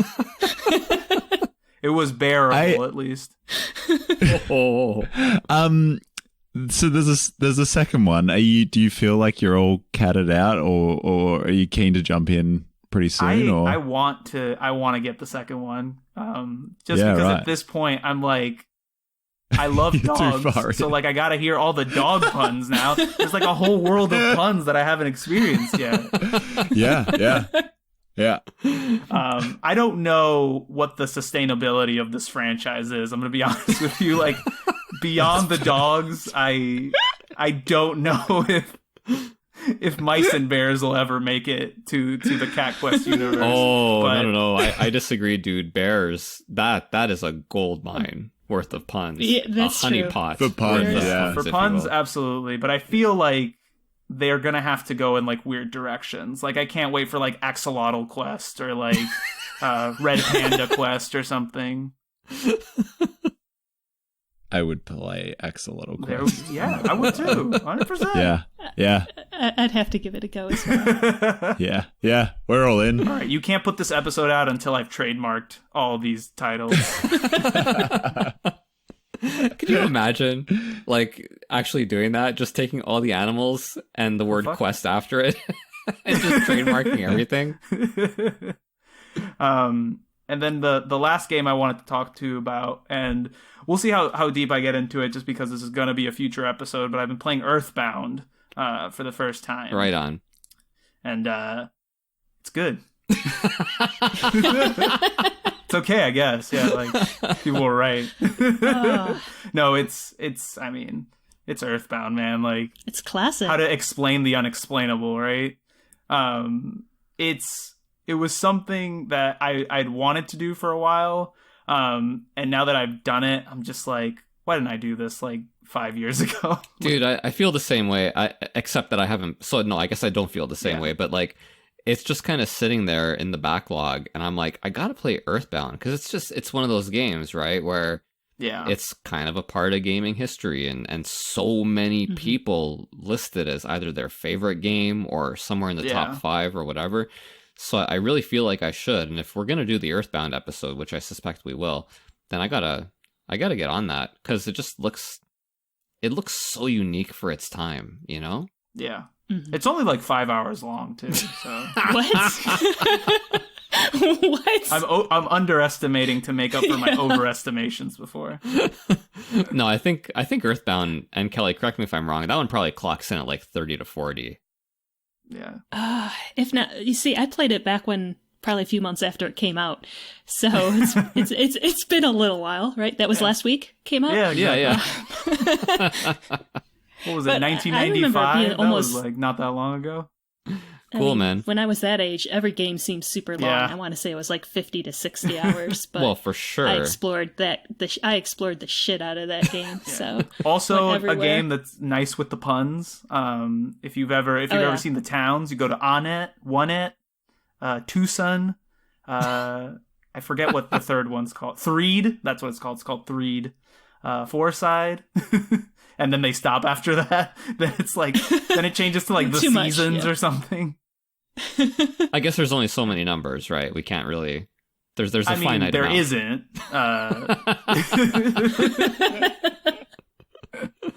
But no, it's you know, I think what I'm realizing now as I'm listing these things is that I've just been playing like weird, meta, quirky like games, and I think that's my kick right now. And Earthbound is kind of like peak that like vibe, like that aesthetic. Yeah. like everything from the enemies to the equipment, like it's all like, I have never fought a sentient pile of vomit before. I've never fought like a deranged hippie. Like these are, and it's something that I think a lot of games like since then have taken on. Yeah. And it's weird. This is always weird, is when you play a game that was clearly like very influential after you've played a bunch of games that it was influenced by, where you're like, oh, I remember this from so-and-so game. And I was like, oh, this is probably where they got that from. Yeah. Fair enough. So, like calling your dad to save the game and how judgy he is every time you don't want to end your game after talking to him. Very fun. It's also one of those games. Oh, I'm sorry, Kelly. Well, he'll also randomly, like if you play for too long, he's like, you've been playing for hours. Don't you think you should stop? I was going to say it was in that time of gaming where people were like, if you play too long, you will drop dead. You will die. Yeah. So we can't let our children play for more than like an hour and a half. But, it's Earthbound. Like you can't sort of sum it up in a few sentences. You have to like get into the meat of it to really talk about it. But it's just as charming as any game that probably has cribbed from it a little bit.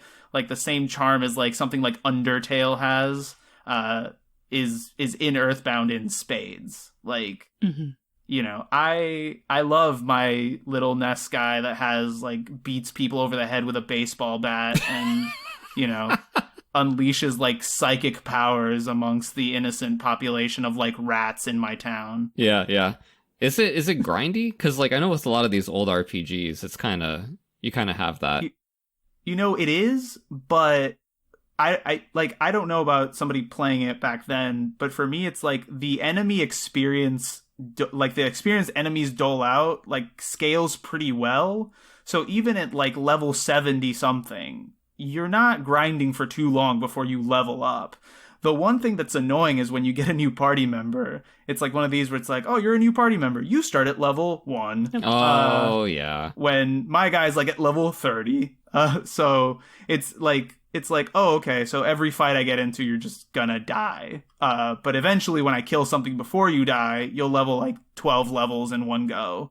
And it does do that thing that I was like, everybody always talks about, and I'm like, that doesn't sound that cool, whatever, where when you get hit, it's not like your life goes down immediately, it's a rolling counter, and if you can heal someone before the rolling counter hits 0, you save them. Like, the health starts going back up. That's really cool. Or if you kill an enemy before the counter hits 0, the counter stops, and they just keep that amount of HP. Right. And it's very nice because they don't, until you're like, I want to say like level 60 something, you don't get like maybe in your 40s or 50s, you don't get a spell that like revives people. So you have to like trek your ass back to the hospital to pay money to have them revived. Yeah. Which I was like, I hate this. This is the worst.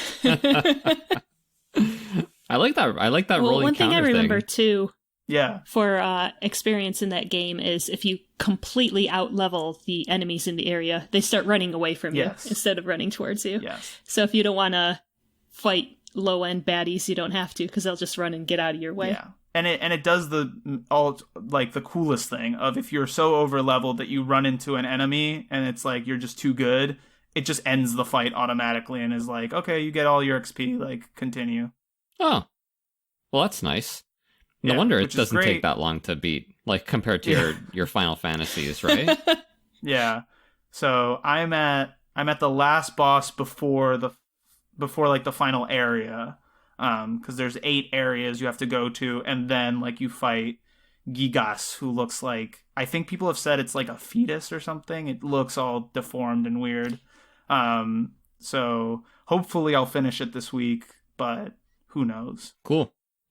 Yep. Right on, man. All right. Well, with that, we'll take another little break here, and then we come back. I'll wrap it up with my games.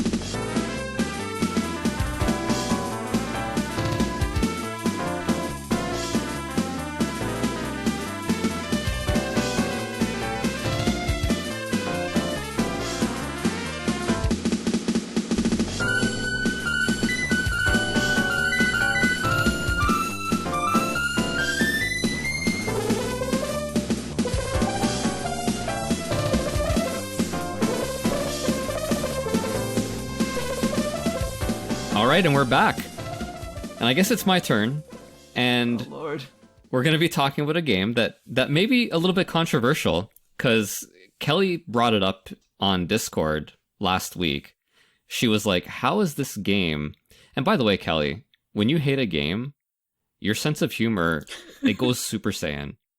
I thought it was absolutely... Because you were just trashing this game, and it was just one-liner after one-liner, and I'm like, oh my god. So Time and Eternity... I do also have this game. I've had it for a while. And the reason I have it is because of that man from Australia over there, Luke. Because his Luke Likes Games Instagram account had this picture of this game. And he was like, wow, this game looks beautiful. I haven't played it, I don't think.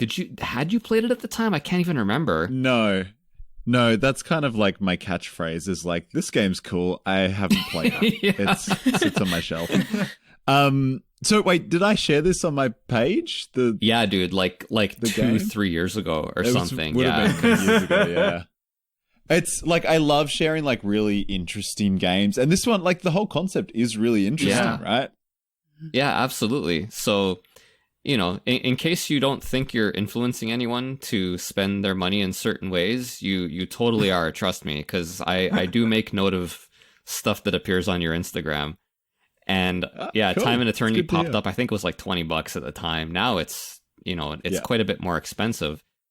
And that's what Kelly was complaining about. It's like Yes, it's $70 now. $70 USD. Yeah, exactly. And so I'm looking to you. I also own this because I found it for like $10 at a GameStop, and I was like, it's a PS3 RPG that has like an anime cover. I'm like, it's gonna be worth like $200 at some point. Yeah, buy it. exactly. Well, I picked it up because, like I said, the artwork is fantastic. It's done by Yeah. Vofan, the guy who does the Monogatari anime. Yeah. And, you know, he's just a fantastic artist, and it looked really cool. And then the concept was interesting as well. So I booted it up the other day, and I don't really know what to make of this game. It has a lot of interesting elements. It's like if you took a bunch of tasty ingredients and then you made a soup with them, and then the soup tasted like ass. That's kind of how I look at Time and Eternity, because like it's music, Yuzo Koshiro, right? Yeah. The battle music in this game is phenomenal, right? Like it really takes a page out of the Etrian Odyssey playbook that he also did music for. Yeah. Super upbeat. There's different tracks depending on which character you're using to fight, and it's great. So, you know, there's that element. The graphics, a little bit strange. There's a lot of kind of visual novel, a lot of dialogue, that kind of thing.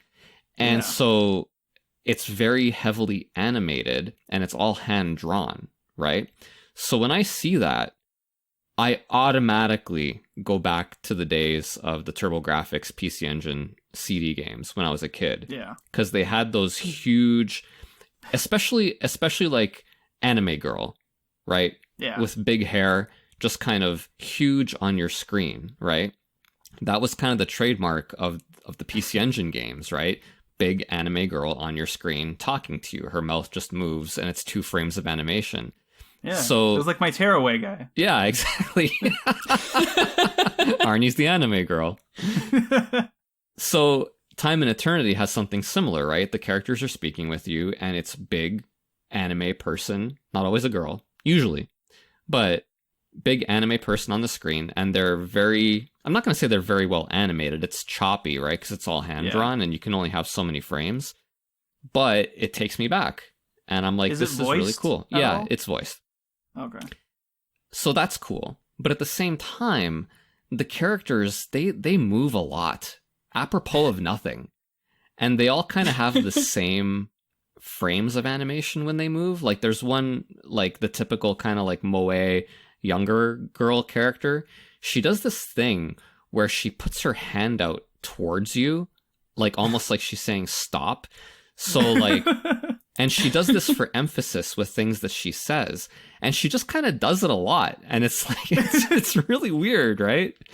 The main girl character Toki, she crosses her legs constantly. She's sitting down and she'll just cross her legs from one. So she's like Sharon Stone in Basic Instinct or something? With a more family-friendly camera angle. Yes. Fair enough. Yeah, she's facing away when she does it. And so like I understand what they're going for. It's a great idea, but again, the soup tastes like ass because it's just kind of like distracting. All these weird movements that the characters are doing that don't make sense in context. Mm-hmm. And then you have movement through the world, which is your animated 2D sprite, which looks pretty cool, right? It's usually Toki or her alter ego, Toa, and they're just kind of running through the world. But the world is a 3D map, right? And it's kind of sparsely populated with objects. It's really kind of, it's not very visually appealing. So, like, again, they want to make this game that's predominantly 2D, like you're playing an anime, but then you're running through a 3D world and it doesn't quite work, right? Yeah. So I have more, but Kelly, why don't you weigh in on this? Because like you attack this game as viciously as I've seen you attack anything. It was wait for this. It was marvelous. Well, it's funny too because I can remember it came out at a time where I was buying a whole bunch of the anime collector's editions and everything else. Yeah. And I saw the artwork for this collector's edition and fell in love. I was like, wow, this art style is absolutely amazing. But I waited to pre-order it for some reason. And I'm just really glad I did because the game itself, the fact that I thought the main characters would be, Toki and Toa, where it seems like it's more of the little dragon and the fiancé that's the actual protagonist. Yeah. He's the one that the story centers around, and he's an absolute ass. So, he is. Didn't you he's a lewd ass. A scene like right at the beginning where they give you like a dialogue option, but the option is like something stupid like "call me sir" or something, and then the other one's like "call me daddy." Yeah. Yeah. Yes. Yes. What the fuck? The weird thing about his character is that I find his boorish cad-like character almost endearing. I understand why you hate him so much, Kelly. Not gonna argue with you on that. What I find weird about it is the way it's juxtaposed against what is kind of a sweet story, right? Because like I'm not spoiling anything here. It happens right at the beginning. Basically, the main character, Toki, she gets married to dude whose name I can't remember. Oh, yeah, because you picked the name for him. So in my game, he's Paul, and Paul's an asshole. So it's very on brand.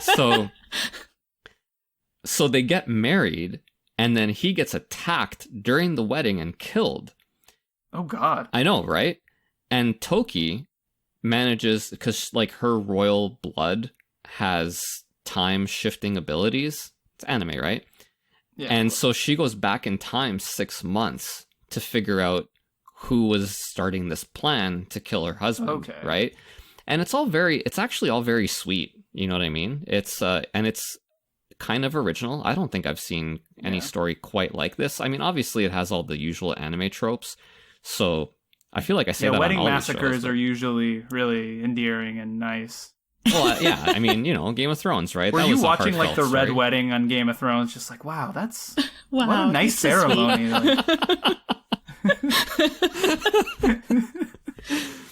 But I think my problem is too. I did read ahead, so I know how this game ends too, God. And I went like full board when I decided I hated this game. I was like, when I decide I hate something, I have to have concrete reasons. Yeah. So I went through the entire game and I was like, okay, this is bad, don't like this.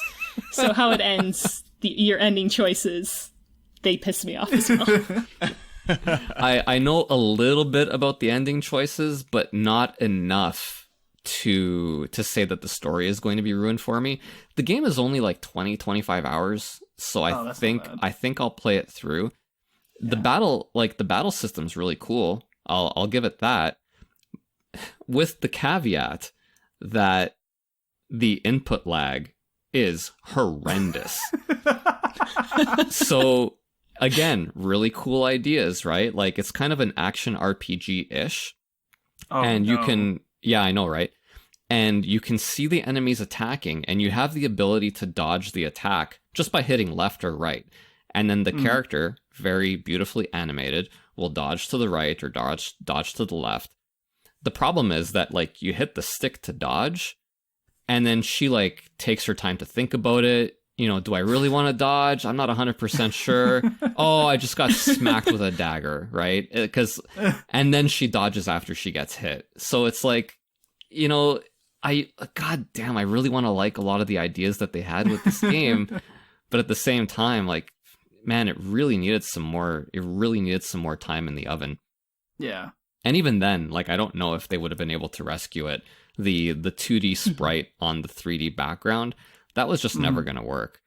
Yeah. So, you know, it's, and I don't know if this style is even needed anymore, because you play a game like Ni no Kuni 2, right? Where it's all live action and it's all cel-shaded characters. And I'm playing that game and I'm like, wow, this is basically, I'm playing a cartoon, right? So I don't know that we necessarily need that hand-drawn RPG anymore.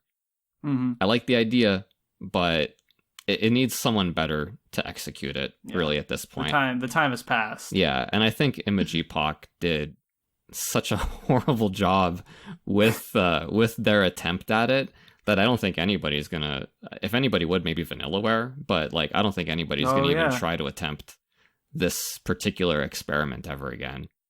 Yeah. I like that you're playing it for the meme though. I respect that immensely. Yeah.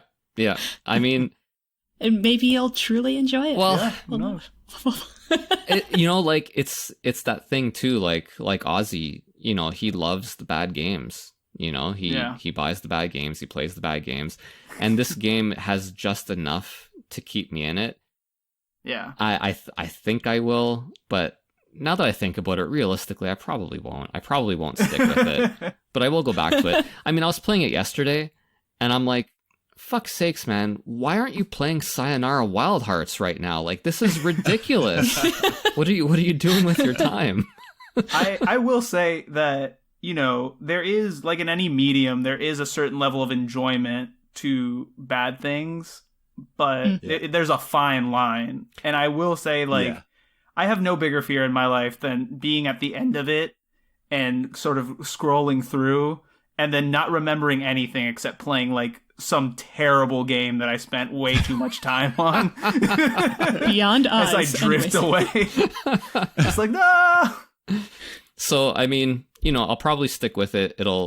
For a little while anyway, it'll probably be a big kind of waste of time. Yeah. But I kind of want to see how the experiment goes, because if there's one thing I can say about this game, it's that there's nothing else like it. There's nothing else that looks like it. There's nothing else that plays like it. That alone is worth a little bit more time. Will I feel bad about it? Probably. But then I'll just blame Luke. And, you know. Yeah. There you go. I'm watching gameplay right now, and it just... You summed it up in saying that there's nothing else quite like it. It's just so uniquely presented that... Yeah. It is wild. Well, that's what it is. It's the presentation up front is so appealing that you're like, oh man, like there's got to be something here, right? And then you get like, what was the name of that character? Like the wedding planner, Weddy. Weddy the wedding planner. Like, interestingly enough, she was named Wendy in Japan. But then when they localized it, somebody must have thought like, hey, you know what'd be really cool? Remove that N. Yeah. They were sitting there, they were like Western players won't get it. Like, we gotta dumb this down. We gotta make this obvious. Oh man. So anyway, that's Time and Eternity. And I've got one. Have you guys... Sorry. Yeah. What were you saying, Luke? Sorry. I was just going to ask, have you guys done like a bad games episode? We actually did one. We've done two. Kind of recently. Yeah. Yeah. It's bad. I'm going to have to go back and find them. Bad games but it's bad games we love. So we don't just we don't just shit on the games because that's a little bit too negative. We take bad games that we actually enjoy. Funnily enough, Drakengard 3 was on one of them. So for those of you who haven't played Drakengard 3, I when you mentioned it earlier, I was like, oh yeah, that one's pretty bad. Yeah. But again, another like PS3 game that I looked at the cover and I was like, man, I really want to play this. Like, I own 2 copies of Drakengard 3. So did you love it that much, or? It was more, I have the collector's and a standard edition copy. And it was where Square Enix was charging like $25 for shipping. So I decided just buy the collector's edition and the standard edition. It would be cheaper. Yeah. Yeah. One of those games, again, that like for years, just sat in so many GameStops, EB games, like for like $25 or something. I was like, not today. And now... Yeah. I can't find it anywhere. Regret. Yeah. It's like... Yeah, typical. Yeah. I have to thank Ozzy for that one. Because of Ozzy, I bought Drakengard 3 because his description of it was just like, I have to play this. It sounds like such a hot mess that I have to give it a shot. My all-time favorite, not to get too far off track, but my all-time favorite, so bad it's good game is it was on the PS2, and it's called Michigan Report. Oh yes, dude! I saw that on your IG. You posted gameplay video of it, and I was like, "This is incredible!" And it's not available in North America, and I was legit angry. Yeah. Yeah, it's a Suda51 game, and it is the best thing. I've played it through twice. I did it like once by myself and then once on stream. It is just the best, worst pile of trash you'll ever experience. I love it so much. Yeah. The concept of that game on its face is like must play though. Like you're a cameraman for like a new it's like a reporter, right? And then that's right. Stuff just goes to shit. And I was like, just on a conceptual level, like I could see people being at a board meeting or something and being like, we should make this. but the whole thing is like there's like a scoring system based on like what you point your camera at. And the 2 ways that it can go, or where your points are designated, is suspense points when you're filming like actual like crazy stuff going on, or erotic points when you just point it at your like at your reporter's butt. And that's the 2 options. Like that's it. That's all I got. I was going to jokingly ask you, do you get points for like filming? Oh yes, that's you do. And I legitimately didn't actually think that was going to be a thing. No, it's the best. Oh my god! When you come visit, we'll play it. That's incredible, man. I'd have to find it. Was it an Australian release? And it was a European release, I think. European, yeah. So and it's real expensive, of course, now, if you can find a copy. Yeah, it's real hard to find. Yeah, the one damn game they can hold over us, and it's that one. I want to play it. Trash. The one that I want, which is a PAL exclusive. I mean, in Japan as well, right? But like, is have you guys seen the fighting game? But it's construction vehicles fighting. What the fuck? I know. Luke's face is like, oh my god, this sounds incredible. What, like you operate like a crane and you fight against a bulldozer or something? Better. It's like Street Fighter 2. And it has like anime characters, and the PAL voiceover is like awesome. They almost like power up like Dragon Ball Z. They're like, I'm gonna fight you, and then like and then the bulldozer fights the crane, and they have special moves and so on. It is, I can't remember what it's called off the top of my head. Damn, I didn't think we were going to be talking about it today. So. This is like, what is the game? I think it's Tekken or Virtual Fighter where you can play as the Daytona USA car. Yeah, it's Fighters Megamix. Oh, yes, and so somebody saw that game and was like, "We're gonna build a whole concept off this one piece of this game." Yeah, it is, and I think it's still cheap. We shouldn't even be talking about it right now. No. It's just tripled in value. Hopefully Metal Jesus never gets his hands on it. I need to order like 7 copies of it. Wait, is this on PS2? Yes. Is it BCV, Battle Construction Vehicles? Absolutely it is. Oh my god. Oh my god. I'm going to buy myself a copy. Thank you very much. This looks the best. God. Wow. Oh God. Tell us your second game, Paul, before we just I don't think we have time for my second game. And that's quite all right, because we dropped Michigan Report from Hell and Battle Construction Vehicles on this episode, so God. It's only like 25 I know. Oh fuck.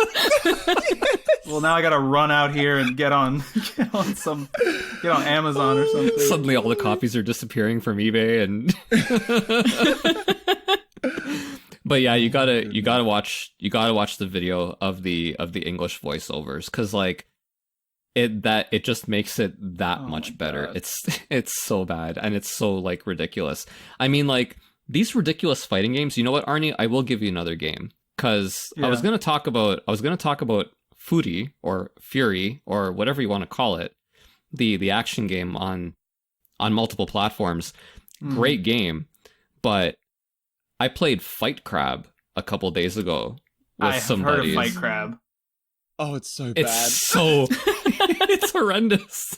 Isn't that, I could be completely making this up, but isn't that from the same people that made that other seafood game, Ace of Seafood? Ace of Seafood, yeah. God, fuck, Ace of Seafood sounds so fucking good and bad. Yeah, exactly. But like, the controls in Fight Crab are like, dude, when you're successful, it's almost completely by accident. Yeah. Like, I was playing it with a couple buddies, and it was literally just an hour of like trying out the different crabs and all the different weapons they can equip. Like, I gotta say, the Claymore, mud crab with Claymore, completely OP. Completely OP. Like, I was getting rocked. You can equip a handgun on the crab. I fired, I don't know how many rounds. I hit my opponent 0 times with the gun. It was literally just like the crab firing into the air like it was some kind of festival. You know what I mean? Like, it was absolutely crazy. Could you put one in both hands? No, you know what? I should have, because like, it is a one-handed weapon. There are two-handed weapons and one-handed weapons, and it is a one-handed weapon. I really should have done that, Kelly. But I also kind of wanted to win. So on one hand, I'm like, okay, I'm going to try out the handgun and see if I can finally get it to aim. Not possible. But in my other hand, I had like the crowbar equipped or something, right? Oh, gotcha. Yeah. Yeah, and as you progress through it, you unlock more weapons, and the weapons progressively get more ridiculous. Like, there's an anchor. You can swing an anchor around, and the anchor's so heavy that if I swing it backwards, it flips my crab over, and then I just auto lose. Like, it's Oh, you can't flip. It doesn't like automatically flip you back up. No, dude, you have to like. Every word you're saying is making me want to buy this more. I know. Oh, it's so bad. Don't do it. And so, like, when you say, I'm sorry, Lou. Go ahead.